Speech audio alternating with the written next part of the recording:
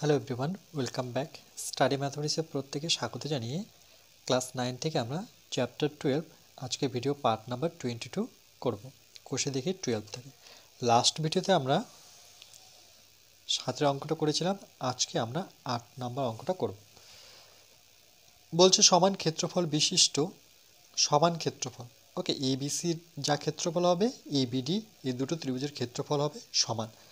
বলছে সমান ক্ষেত্রফল বিশিষ্ট এবিসি এবিডি দুটি ত্রিভুজাকার ক্ষেত্র এবি বাহুর বিপরীত দিকে অবস্থিত হলে প্রমাণ করি যে এবি সিডিকে সমদ্বিখণ্ডিত করে, অর্থাৎ সমান দুই ভাগে ভাগ করে এবি আর সিডি বাহু দুটো।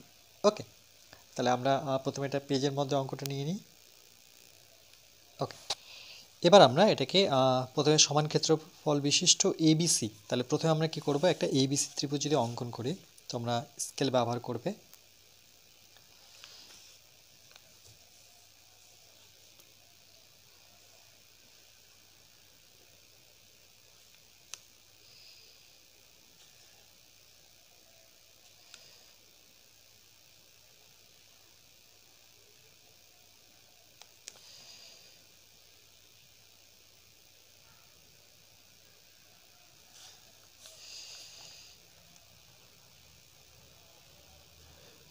নাম দিয়ে দিই এ বি সি। ওকে, তারপরে কি বলেছে দেখো, বলছে সমান ক্ষেত্রফল বিশিষ্ট এবিসি এবং এবিডি, আর নিতে হবে এ বি ডি দুটি ত্রিভুজের ক্ষেত্র এবি বাহুর বিপরীত দিকে অবস্থিত। তাহলে এই বাহুটার বিপরীত দিকে আরেকটা ত্রিভুজ আছে। ওকে, এখানে যদি আমি ডি দিয়ে দিই, ঠিক এই মাপ করে, যেমন সমান ক্ষেত্রফল বিশিষ্ট, তাহলে চলো এটার নাম দিয়ে দিলাম আমি ডি। এবার যদি যুক্ত করি এ থেকে ডি আর ডি থেকে বিকে যুক্ত করি। ওকে, এই ত্রিভুজটা কিন্তু সমান। দেখো এখানে বলে দিয়েছে যে সমান ক্ষেত্রফল বিশিষ্ট এবিসি আর একটা হচ্ছে এবিডি দুটি সমান ক্ষেত্র এবি, দেখো এবি, ওকে, বাহুর বিপরীত দিকে, এবি বাহুর দিকে একটা আর ঠিক উল্টো পাশে আরেকটা ত্রিভুজ অবস্থিত। প্রমাণ করি যে এই এবি আর সি ডিকে সমদ্বিখণ্ডিত করে। তাহলে আমরা কি করব, সি থেকে ডিকে যুক্ত করে নেব। ওকে, সি থেকে ডিকে যুক্ত করে নেব।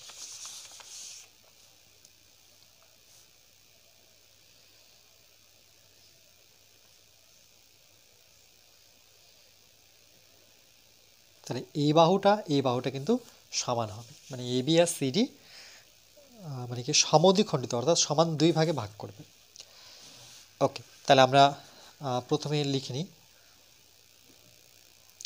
আমরা প্রথমে লিখব যে প্রদত্ত সবসময় কোশ্চেন দেখে লিখতে হয়। তাহলে কোশ্চেন দেখে দেখে লিখবো যে সমান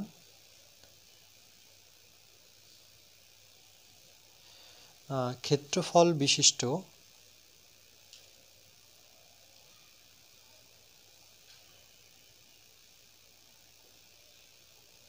ওকে, সমান ক্ষেত্রফল বিশিষ্ট এবিসি এবং এবিডি, ওকে, দুটি ত্রিভুজাকার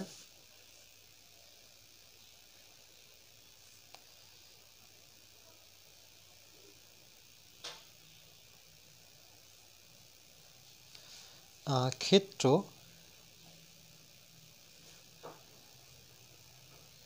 এবি, ওকে, এবি বাহুর বিপরীত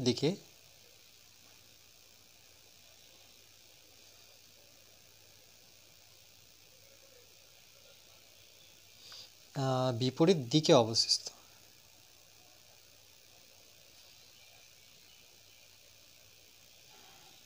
ওকে, এইটুকু আমরা প্রদত্ত লিখব। এবার লিখব যে প্রমাণ করতে হবে যে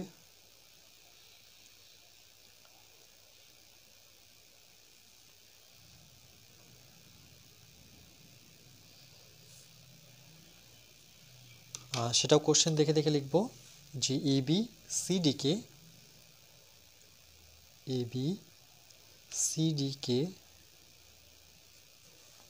সমদ্বিখণ্ডিত করে,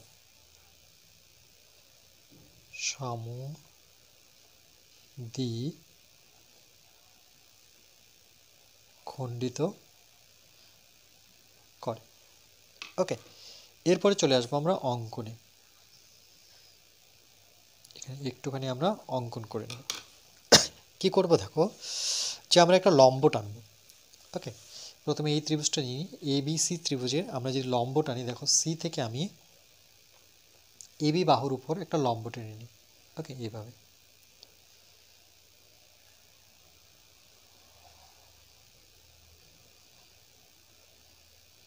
নাম দিয়ে দিই এম। এ বি সি ত্রিভুজের একটা লম্ব, তাহলে ঠিক একইভাবে এ ডি বি ত্রিভুজের ডি থেকে আমি একটা এই এবি বাহুর উপর লম্ব টানবো এইভাবে। ওকে, এটার নাম দিয়ে দেবো এন। ক্লিয়ার? ওকে, তাহলে এইটুকু অংশ যদি বাদ দিই, তাহলে এবিসি ত্রিভুজের লম্ব কি হলো সিএম, আর উপরের অংশটুকু যদি বাদ দিই, তাহলে দাঁড়াচ্ছে এ ডিবি ত্রিভুজের লম্ব হচ্ছে ডিএন বা এনডি বলতে পারি। ওকে, তাহলে এটা আমরা লিখবো অঙ্কনে যে সিএম লম্ব মানে উল্টোটিকে বোঝায়। দেখো সিএম কার উপরে লম্ব হয়ে আছে, এ বির উপরে। ওকে, ও ডিএন লম্ব, এই দেখো ডি এন এটা লম্ব সেম এ বির উপরে।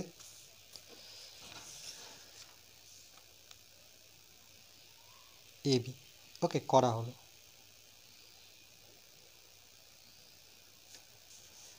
ওকে, এরপরে চলে আসবো আমরা প্রমাণে।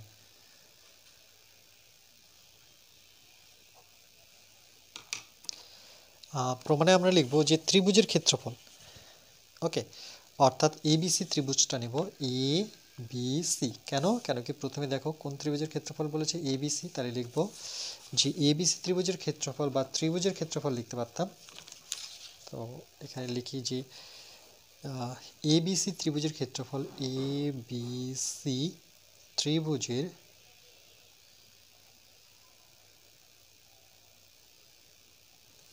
ক্ষেত্রফল, আমরা কি জানি ত্রিভুজের ক্ষেত্রফলের সূত্র, সেটা হচ্ছে হাফ ইন্টু ভূমি ইন্টু উচ্চতা, রাইট? ওকে, এটা আমাদের সূত্র ধরে নাও। এবার আমরা যদি ত্রিভুজ এবিসিটা নিই, ত্রিভুজ এবিসি অর্থাৎ এবিসি, তাহলে এর উপরে লম্ব কি আছে, সিএম, তাহলে এটা কিন্তু উচ্চতা। কার উপরে লম্ব হয়ে দাঁড়ালো, এবি, তাহলে এবি হচ্ছে আমার ভূমি, তাহলে half into AB into CM করব। তাহলে হাফ ইন্টু ভূমি হচ্ছে আমার এবি আর উচ্চতা হচ্ছে আমার সিএম। ওকে, এটা একটা। ঠিক একইভাবে এডিবি বা এবিডি, ওকে, তাহলে লিখবো নিচেরটা ঠিক, যে আবার ত্রিভুজ, সূত্র তো লিখেছি আর লেখার প্রয়োজন নেই, এখানে আমরা নিচেরটা নেব, অর্থাৎ এ ডি বি, ওকে, সমান সমান এর হাফ ইন্টু, দেখো নিচের ত্রিভুজটা যদি দেখি এ ডি বি, এর ক্ষেত্রে দেখো উচ্চতা কি টেনেছে, ডি শীর্ষবিন্দু থেকে টেনেছে, তাহলে ডিএন এখানে উচ্চতা কার উপরে দাঁড়িয়েছে, লম্ব হয়ে এবি, তাহলে এখানে এবি ইন্টু কী হবে ডিএন। এবি কিন্তু এর ক্ষেত্রেও ভূমি, আর এনডি বা ডিএন যাই লিখি না কেন সেটা কিন্তু তার উচ্চতা। আর দেখো এখানে প্রদত্ত কি বলে দেওয়া আছে, মানে কোশ্চেনে কি দেওয়া ছিল যে সমান ক্ষেত্রফল বিশিষ্ট কার, সেটা হচ্ছে এবিসিডি আর এবিডি দুটো কিন্তু সমান। ওকে, তাহলে এই ত্রিভুজটা আর এই ত্রিভুজটা সমান, তাহলে আমরা এভাবে লিখতে পারি, প্রদত্ত থেকে আমরা কি জানি যে সুতরাং এই দুটো ত্রিভুজ অর্থাৎ ত্রিভুজ A B C equal to ত্রিভুজ এ ডি বি। ওকে, দুটো কিন্তু সমান, কোথা থেকে, এটা কোশ্চেন থেকে পেয়েছি, তাই প্রদত্ত মানে বলে দেওয়া ছিল। প্রদত্ত দ্যাটস মিন কি বোঝায়, এটা বলে দেওয়াই আছে কোশ্চেনে। ওকে, এবার এই এবিসির জায়গায় আমরা এটা বসাতে পারি যে হাফ ইন্টু এবি, দেখে দেখে বসাবো, তার জায়গায় লিখবো সিএম ইকুয়াল টু এডিবির জায়গায় কি বসাতে পারি, এটাও বসাতে পারি, half into AB into DN. Okay, half half কেটে নাও, এবি এবি কেটে নাও, তাহলে আমার ফাইনালি কি পেলাম যে সিএম ইন্টু ডিএন। তাহলে দেখো উচ্চতার দুটো কিন্তু সমান, এটাকে 1 নাম্বার দিই। সিএম আর ডিএন কি আমার উচ্চতা, দেখো সিএম হচ্ছে এবিসি ত্রিভুজের উচ্চতা আর ডিএন হচ্ছে আমার এবিডি ত্রিভুজের, তাহলে এটা আর এটা কিন্তু সমান। ওকে, এবার দেখো আমরা কি এই দুটোই কিন্তু কোথায় ছেদ করেছে, দেখো এবিকে কিন্তু ছেদ করেছে। ওকে, এবির উপর কিন্তু লম্ব, সিএমও এবির উপরে লম্ব, ডিএনও এবির উপরে লম্ব। তাহলে এই কথাটা যদি আমরা লিখি যে সুতরাং এভাবে লিখতে পারি যে সিএম ও ডিএন উভয়ই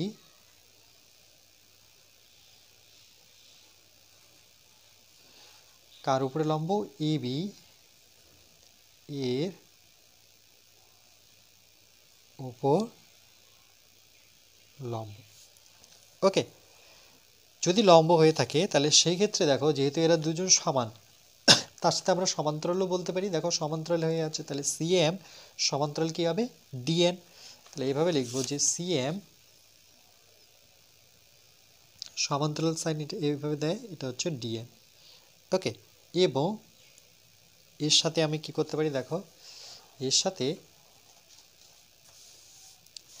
এই দুটো সরলরেখা সমান্তরাল, আর দেখো দুটো সরলরেখার মাঝখান দিয়ে কি এসেছে সিডি, তাহলে এটা কি তার ভেদক। যেমন এরকম যদি দুটো সমান্তরাল সরলরেখা থাকে আর এখান থেকে যদি আমি এভাবে টানি, তাহলে এটা কি বলা হয়, ছেদক বলা হয়।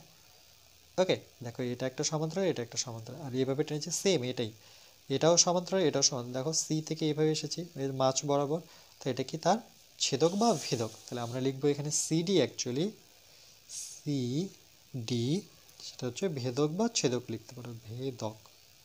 ওকে, ভেদক হওয়ার ফলে দেখো দুটো সমান্তরাল সরলরেখা যখন থাকে আর একটা যদি ভেদক হয়, তাহলে এক জোড়া একান্তর কোণ পাবো, এটার সাথে এটা দুজোড়া পাবো, এটার সাথে এটা আবার ওকে এটার সাথে এটা এক জোড়াই ধরলাম, কেন কি আমি এই দিকটা যদি যুক্ত করতাম তাহলে ওর সাথে হতো, তাহলে এক জোড়া বিপরীত কোণ একান্তর কোণ এর সাথে আমি এর পাবো, অর্থাৎ জেটের মতো কোণ। তাহলে এখানে যে একান্তর কোণটা দাঁড়াচ্ছে এর আমি মিডল পয়েন্ট যেখানে ছেদ করেছে সেটার নাম দিইনি, চলো এখানে আমি নামটা দিয়ে দিচ্ছি, এটার নাম দিয়ে দিলাম ও। ওকে, তাহলে এবার লেখার সুবিধার্থে আমি ও নিলাম। তাহলে কি লিখবো যে একান্তর কোণটা কি পাচ্ছি, ওডিএন। দেখো ওডিএন অর্থাৎ এই কোণটা, তাহলে প্রথমে লিখবো যে সুতরাং কোণ ODN ইকুয়াল টু একান্তর কোণ চিহ্ন দিলাম। তাহলে এই সিডি সরলরেখাটাকে গিয়ে সোজা গিয়ে আমি ঠিক উল্টো দিকে খুঁজবো, একান্তর কোণ এভাবেই খোঁজা হয়। এটা যদি এদিকে ঠিক এই রেখাকে ধরে অপোজিট সাইডে আসবো, এটার নাম কি দেবো, OCM। ওকে, তাহলে দেবো OCM, OCM। ওকে, এটাকে আমি 2 নাম্বার দিয়ে দিলাম। তাহলে দেখো আমরা যদি ত্রিভুজটা নিই, এবার ত্রিভুজ যে এই ত্রিভুজটা MCO অর্থাৎ এই ছোট ত্রিভুজটা MCO, তাই যদি লিখি যে MCO ত্রিভুজ MCO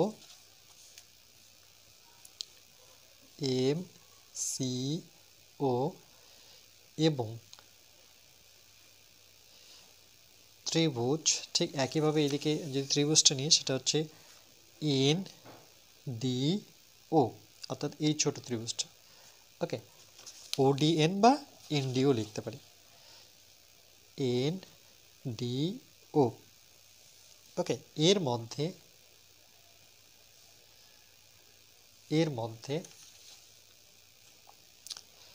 মধ্যে আমরা একজোড়া একান্তর কোণ দেখলাম যে এই দুটো কোণ কি সমান, সেটাই যদি এখানে লিখে দিই দেখে যে আমরা এটা লিখব যে ODN আর OCM কিন্তু সমান। ওকে, তাই লিখব যে এর মধ্যে এই একজোড়া একান্তর কোণ সমান, তাহলে লিখি কোণ ODN ইকুয়াল টু দেখে লিখো একান্তর কোণ OCM। ওকে, এই দুটো ত্রিভুজের মধ্যে এই কোণটা কিন্তু সমান পেলাম। ওকে, আর এখানে আরেকটা কি কোণ পাবো, দেখো এই কোণটা ওকে CMO লম্ব মানে কত ডিগ্রি, 90। আর এই দিক থেকে যে 90 খুঁজে সেটা হচ্ছে OND এখানে 90 হবে, কেন এটা এইদিকে লম্ব হয়ে দাঁড়িয়ে আছে। তাহলে এই দুটো 90, এই দুটো সমান, তাহলে লিখবো CMO। তাহলে এখানে আমরা লিখতে পারি কোণ, সুতরাং কোণ CMO ইকুয়াল টু কোণ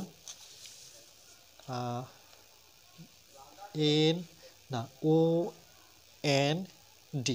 ওকে, এই কোণটা কিন্তু সমান, দুটোই 90।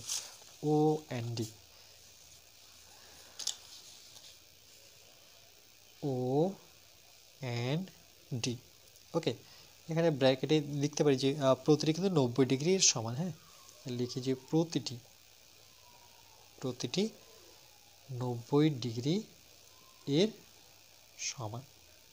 ওকে, আচ্ছা, আর একটা কি জানি এই ত্রিভুজে আর কি সমান, এই কোণটার সাথে এই কোণটা সমান, এই কোণটার সাথে এই কোণটা সমান, আর একটা সমান আছে, দেখো একটা বাহু সমান আছে, অর্থাৎ CM ইকুয়াল টু DN। এটা আমরা প্রথমেই দেখেছিলাম যে এই দুটো বাহুও সমান। এই যে 1 নং দেখো লিখেছিলাম CM আর DN সমান। তাহলে এখানে লিখে দিই এবং শুধু কোণ দুটো সমান নয়, তার সাথে একটা বাহুও সমান, সেটা হচ্ছে ND।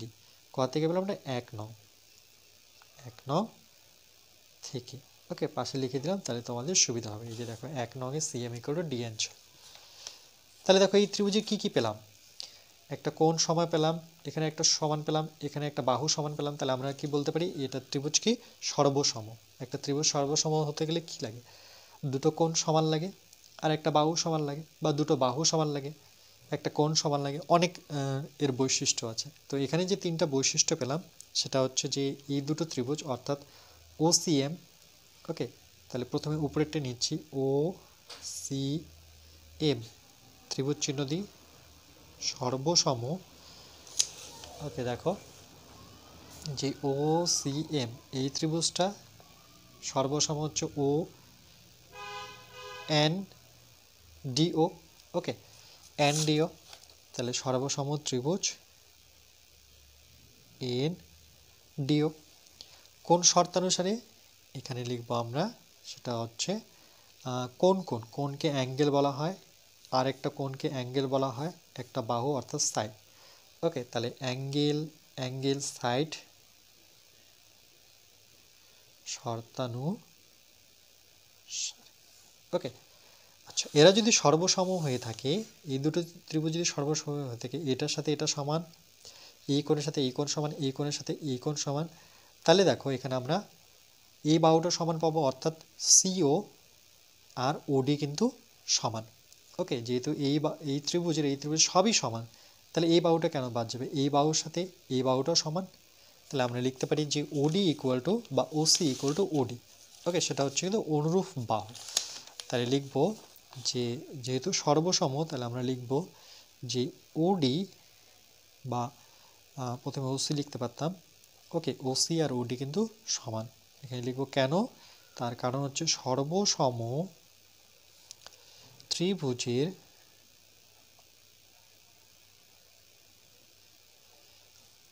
অনুরূপ বাহু, ওকে, বাহু। ক্লিয়ার? আচ্ছা, যদি অনুরূপ বাহু হয়ে থাকে, এরা যদি সমান হয়ে থাকে, দেখো এই বাহুটা আর এই বাহুটা যদি সমান হয়, তাহলে আমরা বলতে পারি যে হ্যাঁ, এবি সিডিকে কি করলো, ও বিন্দুতে সমদ্বিখণ্ডিত করলো, মানে দুই ভাগে ভাগ করলো। দেখো এটা সমান মানে কি, দুই ভাগে ভাগ করলো। কে ভাগ করেছে? এবি বাহুটা ভাগ করেছে। তার জন্য আমরা এবার প্রমাণে চলে আসবো। আমরা লিখব যে ওকে, এখানে জায়গা একটু, চলো তাহলে এখানে লাস্ট লাইন লিখবো যে সুতরাং এবি বাহুটি সিডিকে কি করেছে, ও বিন্দুতে সমদ্বিখণ্ডিত করেছে, ওকে, খণ্ডিত করে। ওকে, এখানে আমরা লিখে দেব প্রমাণ। বুঝতে পেরেছো নিশ্চয়ই? চলো অঙ্কটা একবার দেখে নিই আমরা।